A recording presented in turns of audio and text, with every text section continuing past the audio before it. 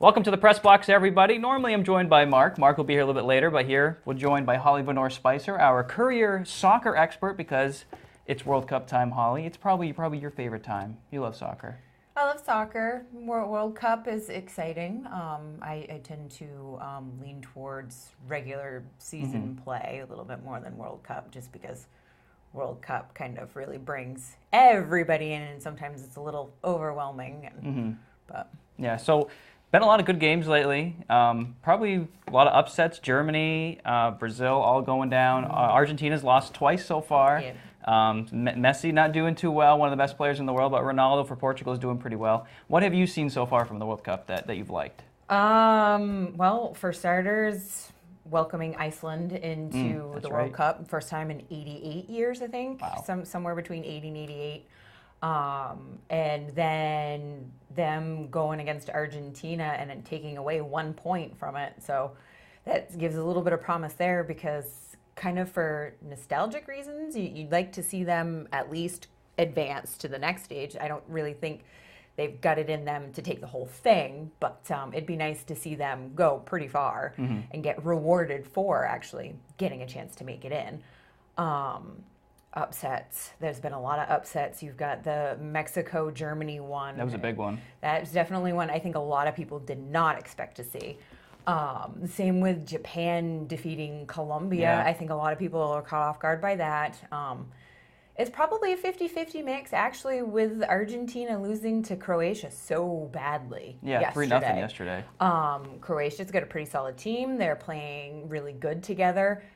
Argentina, you got a lot of great players, but you got a lot of egos, and egos tend to not mesh well.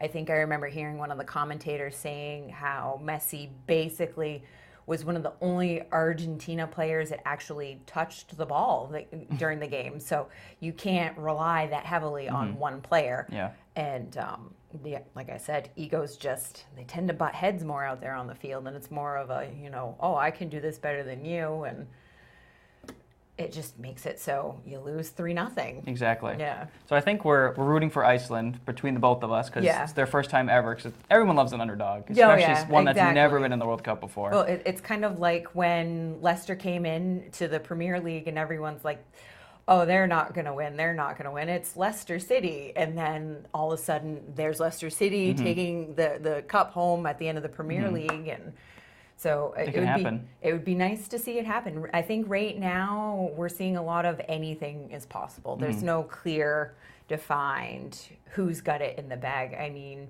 Russia's doing really well. Yeah, they are. Germany's known as a powerhouse in the World Cup, and they could turn it around pretty quick, and they could end up taking it. Or Belgium or Croatia. I mean, Croatia's got a pretty solid team right now.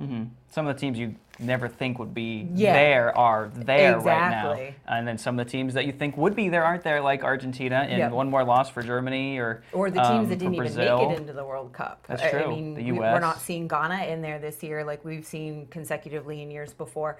No US this year, and Yeah, it's one of those weird years. yeah, it's definitely going to be a weird World Cup I think year. that first weekend when Argentina, Brazil, and Germany both lost, I think on the same day was the first time ever that they didn't win their opening match or something like Yep. that, which is, it's crazy to think about because the World Cup has been going on for so long. Oh, yeah. And those three teams have always been powerhouses. Yeah, they've been consistent, and now they're showing you, oh, hey, even the big teams can have their moments too. Who do you think is going to win the World Cup? If you had to make a pick right now. I don't. Well, I'd like to see, just because I'm a huge Chicharito fan, I'd like to see Mexico win. Do I think they're capable? Like I said, I think right now it's still anybody's game. That nobody's stepped out as the clear leader. I think we've got a lot of potentials. I think probably in the end we'll be surprised and it'll be Croatia that wins. Yeah. Maybe that would be an interesting That would team definitely hoisting be the trophy. Yeah. I was going to say something else, but now I can't remember. So, yeah, that's the way that TV goes. Sometimes you just can't remember what you were going to say. I think Mexico is going to win just because they have that momentum coming off the Germany win, which I think was probably the biggest win so far in the World Cup, was Mexico beating Germany 1-0. It wasn't even like it was, 3-2 or one of those high-scoring games. It was 1-0, quick, easily, maybe not easy, but Yeah. a big win for them.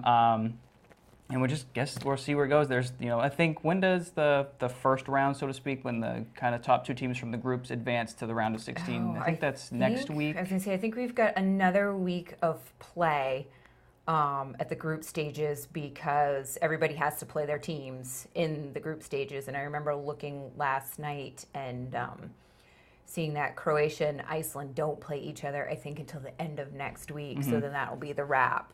And then they'll start going into the knockout stages. And then it really gets interesting from there because then you get the upset. Well, and then you also, too, once it gets past that group stage, if you really pay attention, there's a huge shift in the way the game is played because it's do or die. You don't get any more chances. If you want to go, you have to.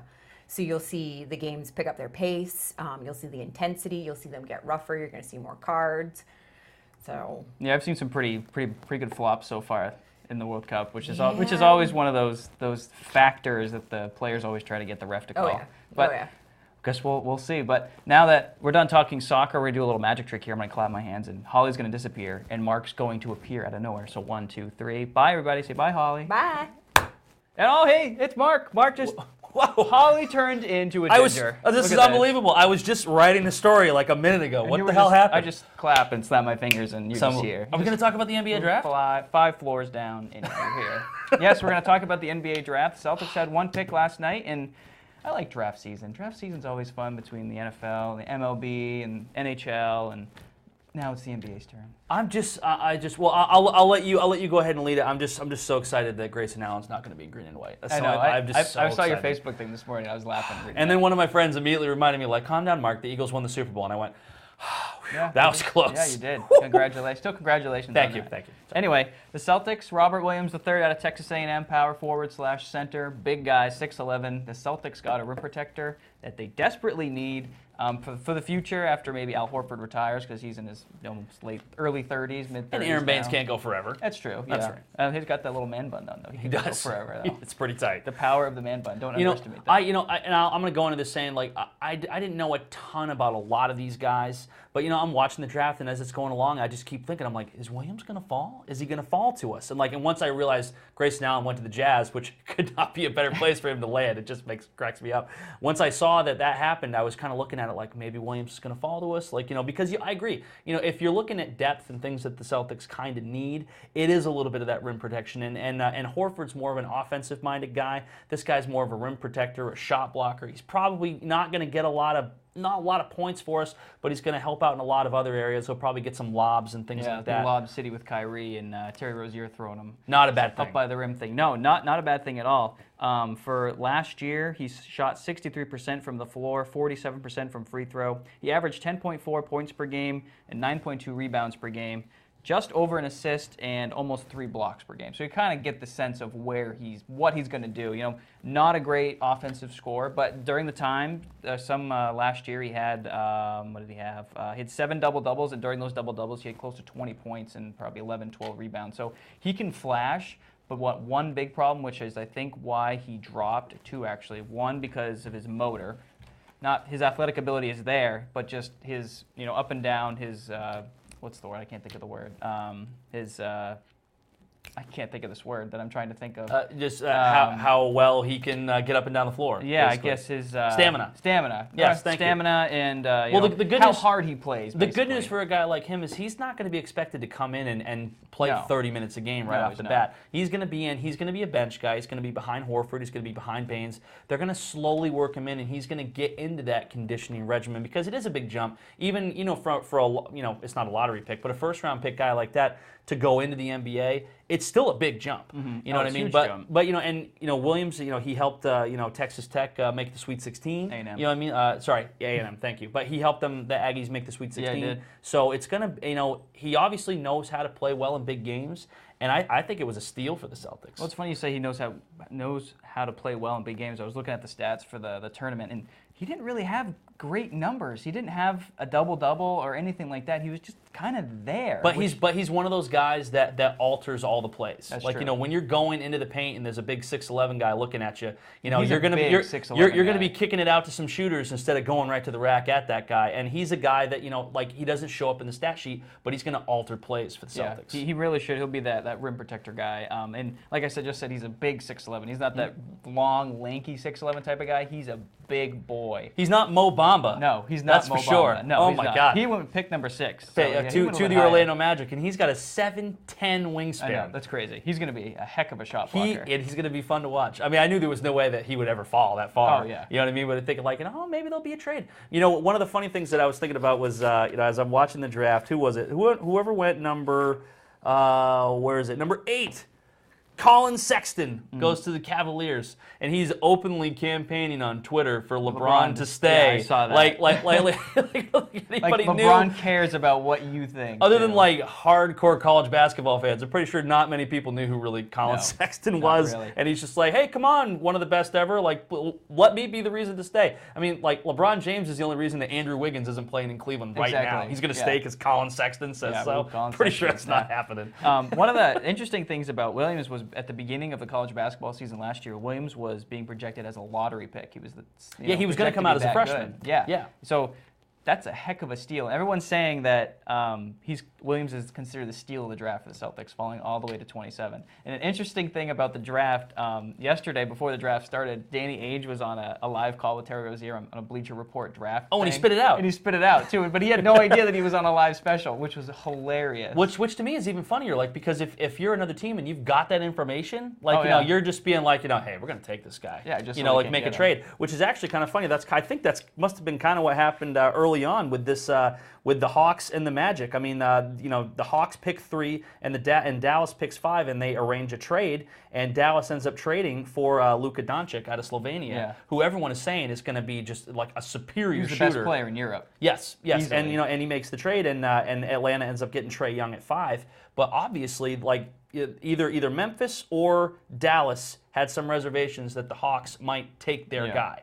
So exactly. they you know, basically it was kind of like what happened last year with the you know, with the Lakers and the Celtics making that trade. They were Yeah. making them feel like they were going to take Fultz. Exactly. I'm sorry, the Sixers and the Celtics, making them feel like they were going to take Fultz, and they didn't take Fultz. It was awesome. Yeah, I think Yeah. the Mavericks lucked out in that one, and the Yeah, Hawks it's get a great pick The for Hawks Dallas. get a future Dallas first-round pick. Yep. But Doncic, or whatever how you Yep. pronounce his last Doncic, name. yep. He's gonna fit in really well down there with Dallas, especially with Nowitzki and, you know, those other veteran players they have there to help learn from.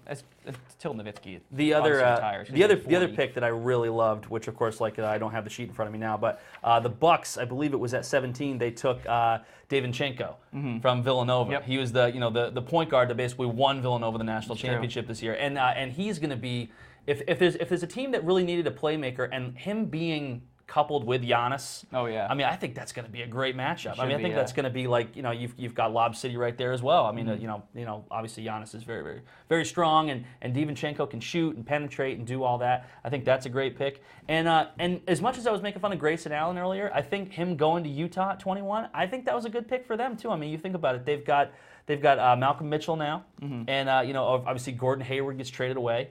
So they get their new guy, Yep. Grayson Allen, and they've got Jay Crowder there. They've got Rudy Gobert. You know, like Utah, like they're kind of a sneaky, They're sneaky. They were good team last in the year. West. They gave people fits in the playoffs last year, and I think, you know, adding Grayson Allen is going to give him another scoring threat. And Yeah. you know, now if someone just gets in his way, you can just strip him too. Right, exactly. I think that's the number Yeah. one reason I didn't That's- want him. that's Like, why he's just an unrootable guy.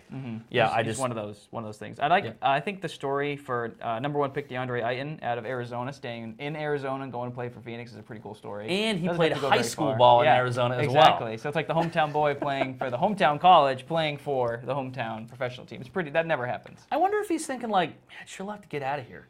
Like, just go someplace Exactly else. right. At You least know it's what I in mean? a warm place. Yeah, no, it could have been worse. Like if he'd went to Minnesota, he might have been like, "Hey, Arizona, maybe you can trade back for me." Can I go to Phoenix? Yeah, please? please. Anyway, Marvin Bagley, the third, was the number 2 pick out of Duke. I think he went to Sacramento. Yes. So the Kings get their big man after they traded away Cousins down to New Orleans. So And he's a heck of a forward down there, and he was projected to be in the 6-7 range, but the Kings went up and took him. So we'll see how this all plays out. The Celtics only had that one pick, Robert Williams the third, so he's going to be a pretty good pick, I think. And they made the most out of that pick at they 27. did. I'll tell you that. And they got a heck of a steal. Yeah. But yeah, that's all. We're out of time though. Not much else to talk about right now. No local stuff going on because that's all done. You got any more magic tricks? You gonna snap your fingers and Ken gonna come in or something? No, but I can snap my fingers and it'll be black. Do it. Ready? Do 1, it. 2, 3. See ya.